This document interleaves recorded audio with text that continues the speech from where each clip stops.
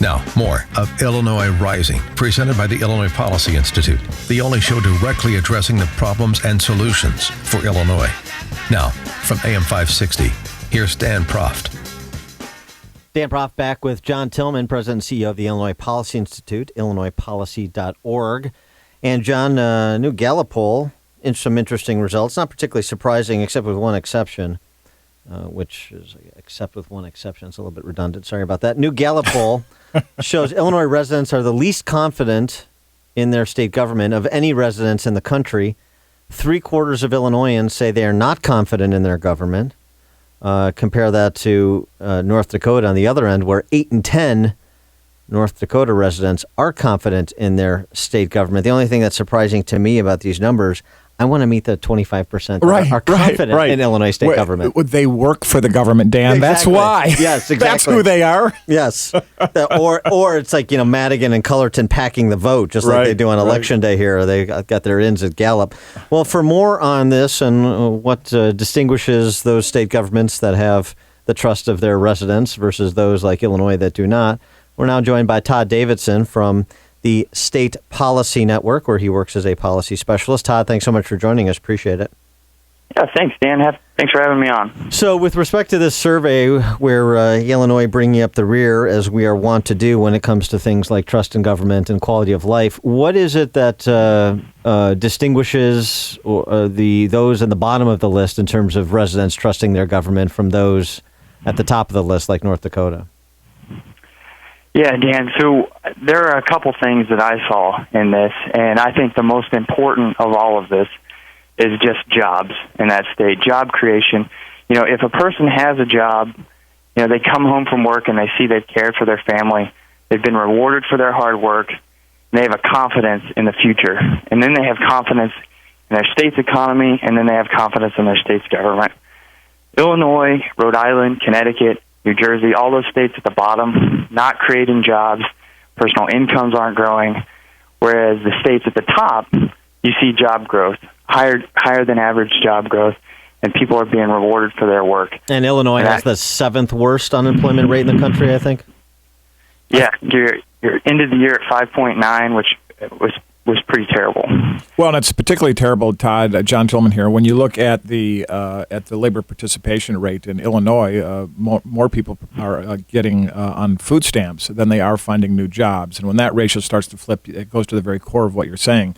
And I think what's interesting about that, the ones that are performing well are big states, small states, northern states, southern states, east and west. And so the common denominator is jobs. And the other thing I think is interesting that politicians ought to figure out is when you have a really robust, high-growth economy, the people are pretty forgiving. They'll let an awful lot of carnage go on. That's what happened here in Illinois for decades until it all came home to roost. Yeah, absolutely. A winning team, winning is kind of a deodorant that gets rid of anything. People are very, very forgiving when they've got a job and they have that confidence.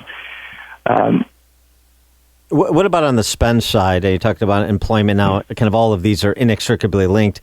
But when you look at the states that are distributed across this Gallup poll from 1 to 50, is there anything on the spend side, states that are more inclined to have balanced budgets versus states that have out of balance budgets, and unfunded liabilities versus funded pensions and those sorts of things? Yeah, so I looked at that correlation, and I see another really high correlation. You've got states like Nebraska, who has pretty good prudent management of their government. They do have a couple problems, but for the most part, they've got healthy reserves and a good balanced budget. Utah is probably the best example of good, prudent, conservative governance and budgeting. And then on the other end, Illinois, of course, you guys know all about Illinois, but Rhode Island, Connecticut, Pennsylvania, for instance, is looking at a $3 billion tax increase right now because they need to balance their budget. Even, unfortunately, my home state of Kansas is in a little bit of budget trouble, and you see them. I think that explains why they're so far down the line. That's interesting. I thought Governor Sam Brownback was solving all the problems in Kansas.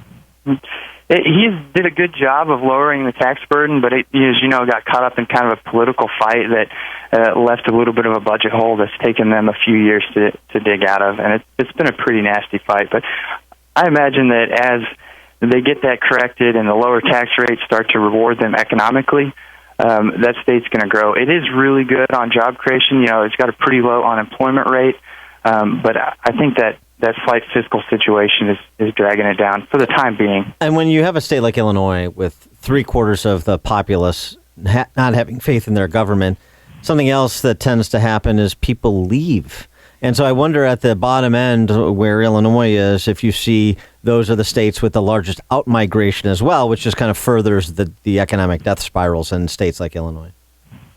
Yeah, absolutely. I talked to my friends at the Yankee Institute there in Connecticut, and big news out of Connecticut was the leaving of General Electric this past January, but that's not even the real story. The true story is small businesses like Borges and Universal. This business makes the steering joint that you probably use to drive your car to work today. It's been in Torrington, Connecticut, which is a town of 35,000 people, for 101 years, and it had 43 employees. They moved out of that state for South Carolina. It's stories like that are putting Connecticut down at the bottom. Illinois, you've got the same thing. Well-documented story, John. Jesse Huerta, I'm sure you can tell it much better than I can. Jesse Huerta worked in Cook County and eventually relocated over to Indiana and became a supervisor in a manufacturing facility over there. And he did a video with us and just tells this amazing story about he didn't want to leave. And this is what I think is interesting about this that we've started to talk about a little bit, is while 50% of the people in Illinois say they would leave if they could, nobody wants to leave. People have their homes and families here. They want to stay here. They want to see a change. And that's what I think is so interesting about the battle we have unfolding here in Illinois right now between the Rauner point of view and the progressive Madigan point of view. He is Todd Davidson, policy specialist at the State Policy Network. Todd, thanks so much for joining us. Appreciate your time. Yep. Thanks, guys. Appreciate it.